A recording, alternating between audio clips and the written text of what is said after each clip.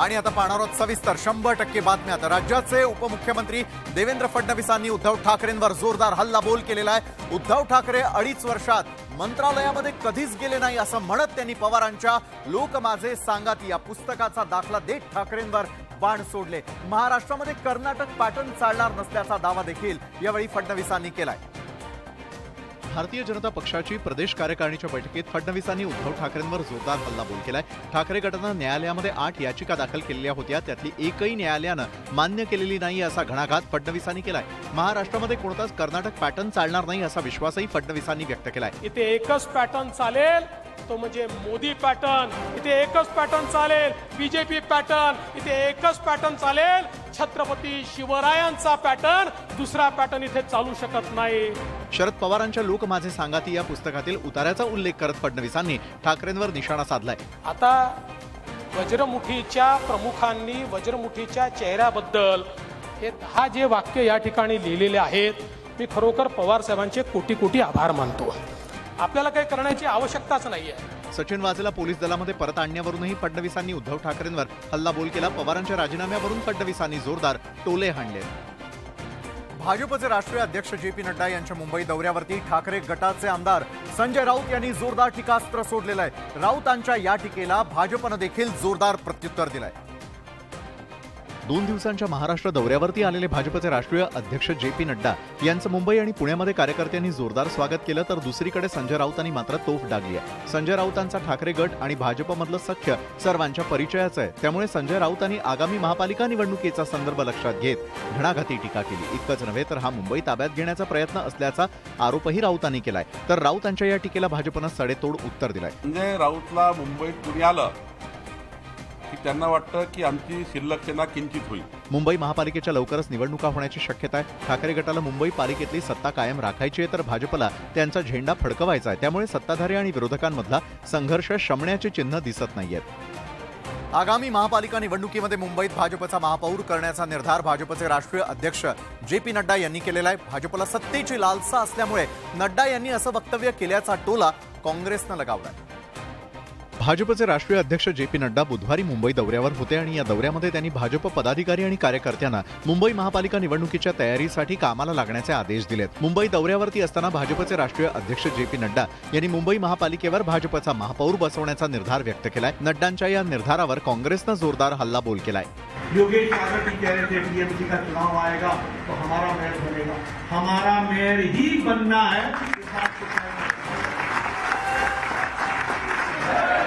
उनके पास ये ताकत हो, उसको फिर सोचने की क्या बात। एवढंच तुम्ही सगळे त्यांना सत्तेची लालसा बीजेपीला आहे, सगळंच त्यांना सत्तेच्या माध्यमातून पाहिजे, त्यामुळे निवडणुकाच हा त्यांचा भाजपचा एकमेव अजेंडा आहे। मुंबई महापालिका निवडणूक लवकरच जाहीर होणार आहे। प्रत्येक पक्षाकडून आपापला विजय होण्याचा दावा केला जातोय, मात्र मुंबईकर जनता कुणाच्या पारड्यात आपल्या मताचं दान टाकतीये याची उत्सुकता आहे। आगामी महापालिका निवडणुकीमध्ये मुंबईत भाजपचा महापौर करण्याचा निर्धार भाजपचे राष्ट्रीय अध्यक्ष जे.पी. नड्डा यांनी केलेला आहे, तर भाजपला सत्तेची लालसा असल्यामुळेच नड्डा असं वक्तव्य करत असल्याचा टोला काँग्रेसनं लगावलाय।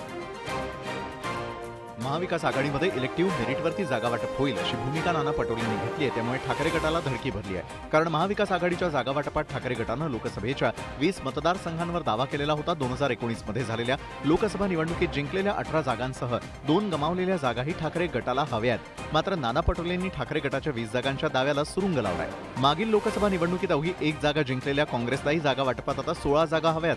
हरलेल्या जागा ठाकरे गटाला द्यायला काँग्रेसनं विरोध केलाय। आमच्या 3 लोकांची कमिटी बनेल, सगळ्या लोकसभा निहाय त्याच्यावरचा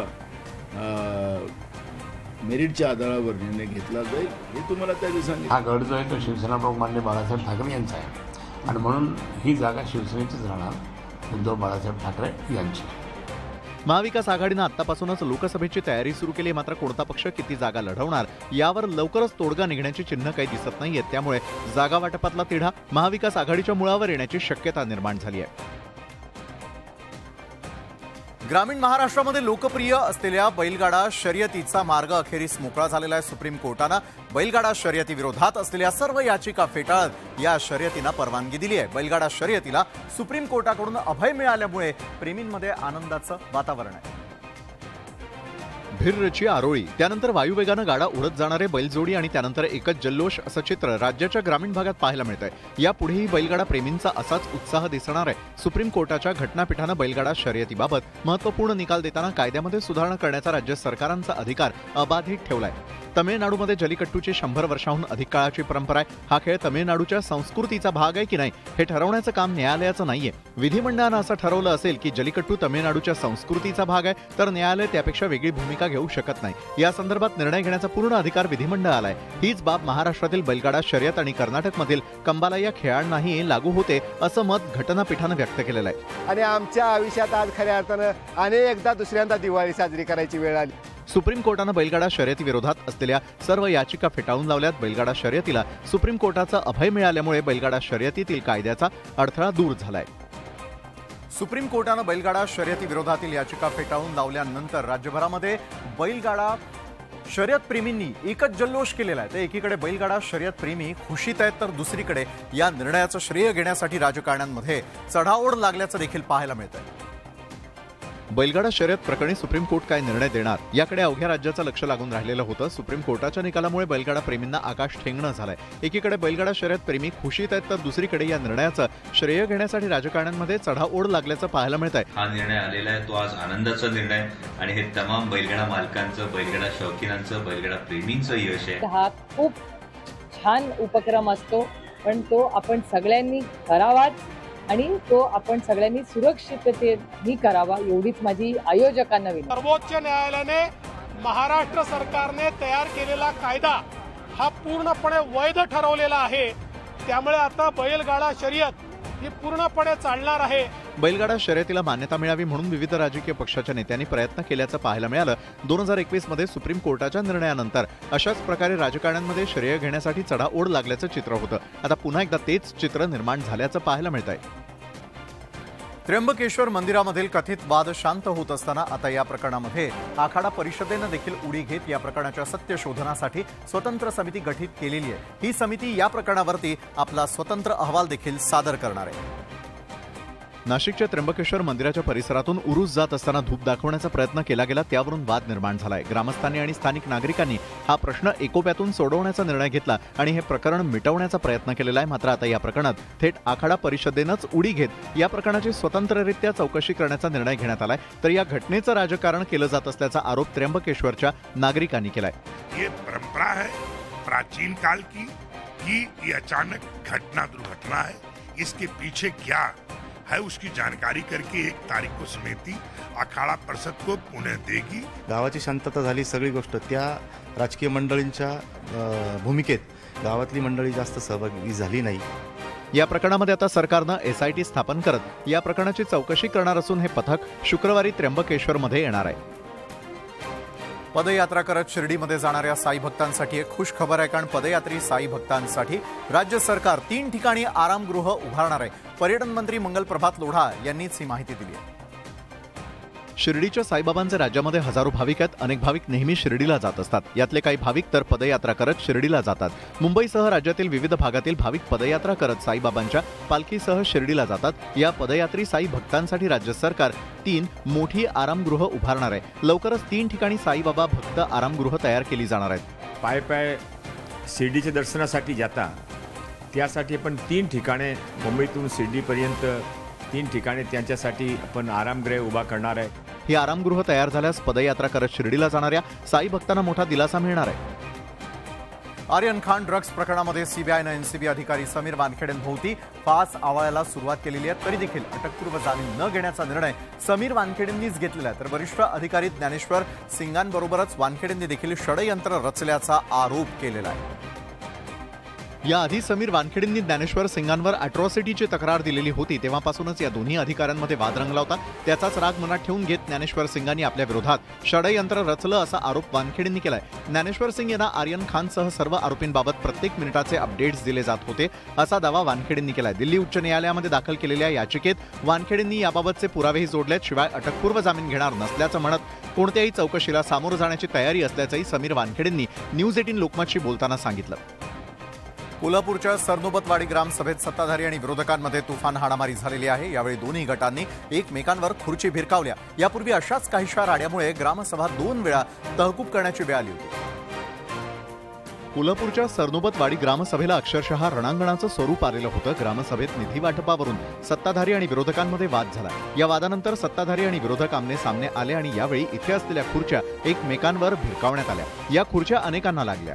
खुर्च्या भिरकावण्यात आल्यामुळे काही काळ गोंधळाचं वातावरण निर्माण झालंय। या ग्रामसभेत वादावादीचा प्रकार नवा नाही। यापूर्वीही 2 वेळा अशाच काहीशा राड्यांमुळे ग्रामसभा 2 वेळा तहकूब करण्यात आली होती। म्हाडाच्या घराच्या सोडतीची प्रतीक्षा अखेर संपुष्टात आलेली आहे। म्हाडाचं मुंबई मंडळ मुंबईतील 4083 घरांसाठी 22 मे रोजी जाहिरात प्रसिद्ध करणार आहे। 18 जुलै रोजी म्हाडाच्या घराची सोडत देखील काढण्यात येणार आहे। मुंबईमध्ये आपलं हक्काचं घर असावं असं प्रत्येकाला वाटत असतं। घर घेऊ इच्छिणाऱ्यांचं म्हाडाच्या सोडतीकडे मुंबईकरांचं लक्ष असतं।